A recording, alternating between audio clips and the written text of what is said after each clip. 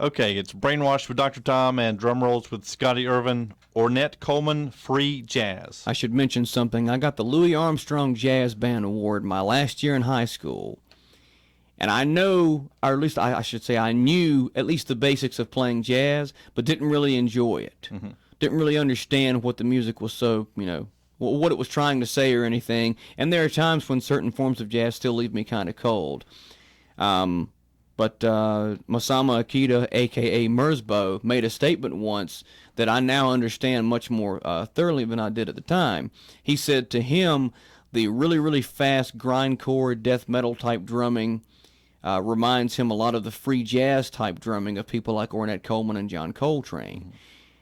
I understand that now. I didn't understand it then. Ornette Coleman influenced not only people like Merzbow, but the Allman Brothers, one band in particular that actually based their lineup on the double quartet that Ornette Coleman used for the free jazz album. Mm-hmm. In other words, 2 drummers, 2 sax players, 2 of everything. Almost like a Noah's Ark kind of thing, except no animals and no ark. To put it mildly, considering its 1960 release date, it's kind of funny to me that to this day, if you play Ornette Coleman's free jazz album in a certain room with certain people, they will clear that room. Absolutely. It's just that kind of recording. The intensity has not worn off. Mm-hmm. You either really, really love it, or you're really intrigued by it, mm-hmm. or you hate it with a purple passion. It's that kind of reaction. Ornette Coleman was once quoted as saying, sometimes when you clear a room, it's not always a bad thing. I'm prone to agree, quite frankly. Ornette Coleman also played with a number of other people, some in the more acceptable jazz community. Pat mm-hmm. Metheny comes to mind. Mm-hmm. One gentleman who cited him as an influence was a guy named John Zorn.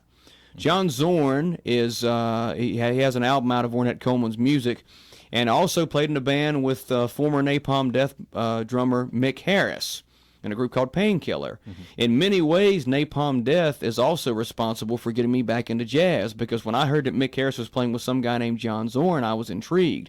I'd heard of a group called Naked City, didn't know who John Zorn was, didn't make the connection. Mm-hmm. The vocals on the Ruins song I was talking about earlier are very similar to the vocal on the Naked City stuff that John Zorn was doing. The vocalist on that was Yamatsuka Ai. He's also been a member of the Boredoms and a sort of a collective group called Praxis.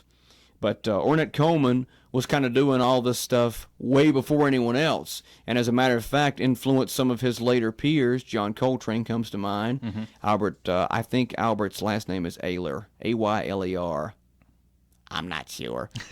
Anyway, Albert Ayler was one person that also cited him as an influence. I've heard Eiler and Ayler for that name, by the way, so if someone wants to correct me, have at it. Anyway, the 2 drummers in this recording were Ed Blackwell and Billy Higgins, both who were known pretty predominantly within a free jazz circuit. And Ornette Coleman also worked within a group called the Fluxus Group, mm-hmm. who featured, believe it or not, Yoko Ono.